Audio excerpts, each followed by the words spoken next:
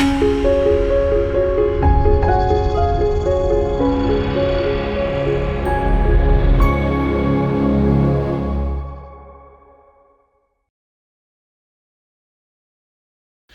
మాత్రం. నేను మీ journalist Navatha. Welcome to our voice. Telangana రాజకీయాలు ఒక విచిత్రమైన ప్రహాసనంగా మారిపోయాయి.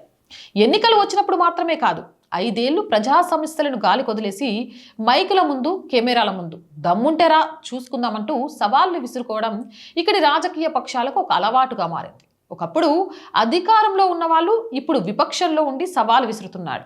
నాడు విపక్షంలో ఉండి సవాళ్లు విసిరిన వాళ్ళు నేడు అధికార కుర్చీలో కూర్చొని పోలీసులను అడ్డం పెట్టుకొని తప్పించుకుంటున్నారు. కాంగ్రెస్ బీఆర్ఎస్ పార్టీల మధ్య నడుస్తున్న ఈ తాజా సవాళ్ల రాజకీయం చూస్తుంటే ప్రజలకు వినోదం కంటే మిన్నగా అసహ్యం వేస్తోంది. 2 పార్టీలు కలిసి ప్రజలను మభ్యపెడుతూ తమ వైఫల్యాలను కప్పిపుచ్చుకోవడానికి ఆడుతున్న హైడ్రామాగా ఇది స్పష్టమవుతుంది. అధికారం అనేది ఒక రంగుల రాట్నం లాంటిది.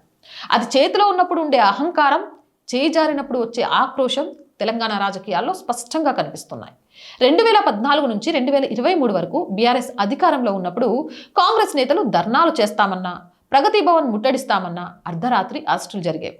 కాళేశ్వరం ప్రాజెక్టులో 1,00,000 కోట్ల అవినీతి జరిగిందని, నిరుద్యోగుల జీవితాలతో ఆడుకుంటున్నారని నాడు రేవంత్ రెడ్డి, ఇతర కాంగ్రెస్ నాయకులు సవాళ్లు విసిరితే నాటి బీఆర్ఎస్ ప్రభుత్వం పోలీసులను ప్రయోగించి వారిని గృహ నిర్బంధాలు చేసింది, పోలీస్ స్టేషన్లకు తరలించింది. కాంగ్రెస్ వాళ్ళు ప్రజాస్వామ్యం కూని అవుతుంది, చర్చకు రమ్మంటే అరెస్టులు చేస్తారా అని గొంతు చించుకున్నారు. ఇప్పుడు కాలం మారింది, కుర్చీలు మారాయి. నేడు కాంగ్రెస్ అధికారంలో ఉంది, బీఆర్ఎస్ విపక్షంలో కూర్చుంది. ఇప్పుడు అదే పోలీసుల అండతో కాంగ్రెస్ ప్రభుత్వం బీఆర్ఎస్ నేతలను అడ్డుకుంటోంది. గురుకుల టెండర్లలో అవినీతి జరిగిందని, రాష్ట్ర అప్పులపై శ్వేతపత్రాల పేరుతో మోసం చేస్తున్నారని బీఆర్ఎస్ నేతలు హరీష్ రావు, కేటీఆర్ బహిరంగ చర్చకు సిద్ధమయ్యారు. తీరా చర్చకు వెళ్దామని గన్ పార్క్ వైపు అడుగులు వేస్తే పోలీసులు హరీష్ రావును, ఇతర నేతలను అరెస్ట్ చేశారు. నాడు బీఆర్ఎస్ అణచివేతను నిరసించిన కాంగ్రెస్ నేడు తాము అధికారంలోకి రాగానే అదే పోలీస్ లాఠీలను పనిచెప్తోంది. మరి 2 పార్టీల నైజాంలో మార్పేముంది? అధికారం ఉంటే పోలీసులు మీ చేతిలో కీలుబొమ్మలేనా? ఇరు పార్టీల మంత్రులు, నాయకులు ప్రెస్ మీట్లు పెట్టి మా అప్పుల లెక్కలు తప్పు అని నిరూపిస్తే రాజీనామా చేస్తా, దమ్ముంటే తెలంగాణ భవన్కి రా, గన్ పార్కు రా అని సవాల్ విసురుకుంటున్నారు. కట్ చేస్తే నిజంగానే ఒకరు తెలంగాణ భవన్లో కుర్చీ వేసి షాలువా పట్టుకొని కూర్చుంటే సవాల్ విసిరిన మంత్రి అడ్రస్ లేకుండా పోతారు. మరొకరు గన్ పార్క్ వద్దకు వస్తే ఇంకొకరిని పోలీసులు దారిలోనే నడి రోడ్డుపై అరెస్టు చేసి స్టేషన్కి తరలిస్తారు. ఈ డ్రామాలన్నీ చూస్తూనే సామాన్య జనానికి ఒక విషయం స్పష్టంగా అర్థమవుతుంది: ఇద్దరికీ నిజాయితీగా చర్చించే ధైర్యం లేదు. నిజంగా లెక్కలు పక్కాగా ఉంటే, అవినీతి జరగకపోతే భయపడాల్సిన అవసరం ఏముంది? కాంగ్రెస్ ప్రభుత్వం తమ పాలనా వైఫల్యాలు, నిరుద్యోగ భృతి, రుణమాఫీ లొసుగుల నుంచి ప్రజల దృష్టిని మళ్లించడానికి ఈ సవాళ్ల నాటకాన్ని వాడుకుంటుంది. బీఆర్ఎస్ పార్టీ తాము అధికారంలో ఉన్నప్పుడు చేసిన తప్పులను, కాళేశ్వరం వైఫల్యాలను కప్పిపుచ్చుకోవడానికి, తామేదో ప్రజల పక్షాన పోరాడుతున్నట్టు బిల్డప్ ఇవ్వడానికి ఈ సవాళ్లను వాడుకుంటుంది. ఇదంతా కేవలం కెమెరాల ముందు కలరింగ్ ఇవ్వడమే తప్ప ప్రజల కోసం చేస్తున్న పోరాటం ఎంత మాత్రం కాదు. బహిరంగ చౌరస్తాల్లో, ప్రెస్ క్లబ్లలో, పార్టీ ఆఫీసులలో సవాలు విసురుకుంటూ శాంతి భద్రతల సమస్యలు సృష్టించడం దేనికి? ప్రజాస్వామ్యంలో ప్రజల సమస్యలపై, ప్రభుత్వ లెక్కలపై చర్చించడానికి అత్యున్నత వేదిక ఒకటి ఉంది, అదే శాసనసభ. అసెంబ్లీ లోపల ప్రతిపక్ష నేతలను పోలీసులు అరెస్టు చేయలేరు. అక్కడ మైకులుంటాయి, రికార్డులుంటాయి, ప్రభుత్వ అధికారిక పత్రాలుంటాయి. కాంగ్రెస్ బయట మా అప్పుల లెక్కలు తప్పు అని నిరూపిస్తే రాజీనామా అంటుంది. సభలో మాత్రం ప్రతిపక్షాల మైకులు కట్ చేయడం, పాత ప్రభుత్వ తప్పులను నవ్వుతూ కాలయాపన చేయడం చేస్తోంది. బీఆర్ఎస్ బయట ప్రత్యేక అసెంబ్లీ సమావేశం పెట్టండి, తేల్చుకుందామని డిమాండ్ చేస్తోంది. సభ నడుస్తున్నప్పుడు మాత్రం వాకౌట్లు చేయడం, సభను సజావుగా సాగనివ్వకుండా గందరగోళం సృష్టించడం చూస్తున్నాయి. ముఖ్యమంత్రికి నిజంగానే ధైర్యం ఉంటే, ప్రతిపక్షాలకు నిజంగానే పత్రాలతో సహా నిరూపించే సరుకుంటే ఇద్దరు కలిసి ఒక ప్రత్యేక అసెంబ్లీ సమావేశాన్ని ఎందుకు ఏర్పాటు చేయరు? ఒక వారం రోజుల పాటు కేవలం రాష్ట్ర ఆర్థిక పరిస్థితి, అవినీతి ఆరోపణలు అనే సింగిల్ ఎజెండాతో సభకు ఎందుకు నడపరు? అక్కడ చర్చించరు. ఎందుకంటే అక్కడ అబద్ధాలు చెబితే రికార్డుల్లో దొరికిపోతారు. అదే వీధుల్లో అయితే ఎంతైనా అబద్ధాలాడి ఒకరిపై ఒకరు బురద జల్లుకొని చివరికి పోలీసులు అడ్డుకున్నారు, లేదంటే అవతలి వాళ్ళ పని అయిపోయింది అని ఇద్దరు ఎస్కేప్ కావచ్చు. ఈ మైండ్ గేమ్లో ఇరు పార్టీలు ఆరితేరిపోయాయి. తెలంగాణ ప్రజలు ఎంతో చైతన్యవంతులు, ఎన్నో పోరాటాలు చూసిన గడ్డ ఇది. కానీ నేడు ఈ 2 ప్రధాన పార్టీలు ప్రజల చైతన్యాన్ని హేళన చేస్తున్నాయి.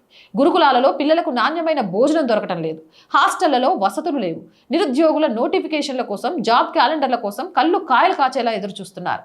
రైతులు రుణమాఫీ పూర్తి స్థాయిలో అవ్వక బ్యాంకుల చుట్టూ తిరుగుతున్నారు. ఈ అసలు సమస్యలపై ఏ రోజైనా కాంగ్రెస్, బీఆర్ఎస్ నేతలు సవాళ్లు విసురుకున్నారా? వచ్చే నెలలోగా ప్రతి నిరుద్యోగికి ఉద్యోగం ఇస్తాం, ఇవ్వకపోతే రాజీనామా చేస్తామని కాంగ్రెస్ సవాలు చేయగలదా? తాము అధికారంలో ఉన్నప్పుడు నిరుద్యోగులను నిర్లక్ష్యం చేశాం, దానికి ప్రాయశ్చిత్తంగా ఈ ప్రజా సమస్యలపై నిలదీస్తున్నామని బీఆర్ఎస్ ఒప్పుకోగలదా? లేదు. ప్రజలకు కావాల్సింది నిరంతర విద్యుత్, సాగునీరు, ఉద్యోగాలు, సంక్షేమం. కానీ వీళ్ళు ఇస్తున్నది కేవలం పొలిటికల్ ఎంటర్టైన్మెంట్. ఒకరు అరెస్ట్ డ్రామాలు ఆడుతుంటే మరొకరు ఎస్కేప్ డ్రామాలు ఆడుతున్నారు. తెలంగాణలో నడుస్తున్న ఈ సవాళ్ల రాజకీయం కేవలం ప్రజలను మభ్యపెట్టేందుకు, వారి అసంతృప్తిని దారి మళ్లించేందుకు ఆడుతున్న ఒక పెద్ద ముఠా నాటకం. అధికార కాంగ్రెస్ పార్టీ తామిచ్చిన హామీలను నెరవేర్చడంలో ఎదురవుతున్న వైఫల్యాలను కప్పిపుచ్చుకోవడానికి ప్రతిపక్షంపై బురద జల్లుతుంది. ప్రతిపక్ష బీఆర్ఎస్ తాము కోల్పోయిన అధికారాన్ని ఎలాగైనా తిరిగి దక్కించుకోవాలనే ఆరాటంతో ప్రజల సెంటిమెంట్లతో మళ్లీ ఆడుకోవాలని చూస్తుంది. రెండు పార్టీలకు ప్రజాహితం కంటే సొంత రాజకీయ ప్రయోజనాలే ముఖ్యం. ఈ ప్రతి సవాళ్ల అరెస్టుల వల్ల సామాన్య ప్రజలకు ₹1 లాభం లేదు. వారి సమస్యలకు పరిష్కారము లేదు. ఇప్పటికైనా ఈ వీధి డ్రామాలు, కెమెరా పాలిటిక్స్ ఆపి ప్రజాస్వామ్యబద్ధంగా అసెంబ్లీ వేదికగానో లేదా ప్రజల సమక్షంలోనో నిజాయితీగా చర్చించాలి. లేదంటే ఈ సవాళ్ల డ్రామాలను గమనిస్తున్న తెలంగాణ ప్రజలు భవిష్యత్తులో ఈ రెండు పార్టీలకు కలిపి ఒకేసారి పెద్ద షాక్ ఇవ్వడం ఖాయం. అవునంటారా కాదంటారా? మీ అభిప్రాయం కామెంట్ చేయండి. జై హింద్, జై భారత్. నేను రోజు చెప్తుందేనండి, our group of channels, our voice, our political, our Sanskriti, 3 మన ఛానల్సే. So please subscribe our channels. Content బాగుంది అనిపిస్తే లైక్ చేయండి, షేర్ చేయండి, అలాగే మీ అభిప్రాయాన్ని కామెంట్ చేయండి. అండ్ ఆర్థికంగా ఆర్ వాయిస్కి మీ చేయూత చాలా అవసరం. First week salaries, rent, maintenance ఇలా చాలా ఉన్నాయి. మేము బ్రేక్ ఈవెన్కి చేరుకోవడానికి చాలా కష్టపడుతున్నాం, కానీ బ్రేక్ ఈవెన్కి చేరుకోలేకపోతున్నాం. త్వరలోనే చేరుకుంటామనే ఒక నమ్మకం ఉంది. అప్పటిదాకా మాత్రం ఈ ఛానల్ని ముందుండి ఆర్థికంగా నడిపించాల్సిన బాధ్యత మీదే. మీరున్నారు కాబట్టి ఈ ఛానల్ నడుస్తుంది. అలానే నడిపిస్తారు అని ఆశిస్తున్నాను. ఆర్థికంగా సపోర్ట్ చేస్తూ ఈ ఛానల్ని నిలబెడతారని కోరుకుంటున్నాను. ఆర్థికంగా సపోర్ట్ చేయాలి అనుకునేవారు సబ్స్క్రిప్షన్ పక్కనే జాయిన్ అనే బటన్ ఉంది. 1 to 5 లెవెల్స్ ఉన్న ఏదో ఒక లెవెల్లో సపోర్ట్ చేయండి. లేదా స్క్రీన్ మీద గూగుల్ పే, ఫోన్పే నెంబర్ ఇచ్చాము, వాటి ద్వారా సపోర్ట్ చేయొచ్చు. లేదా అకౌంట్ డీటెయిల్స్ కూడా ఇచ్చాము, అకౌంట్ డీటెయిల్స్ ద్వారా కూడా ఆర్థికంగా మాకు సపోర్ట్ చేయొచ్చు. అండ్ వ్యాపార ప్రకటనల ద్వారా కూడా మాకు అండగా నిలవచ్చు. 8328 500 576 నెంబర్కి కాల్ చేయండి. జై హింద్, జై భారత్.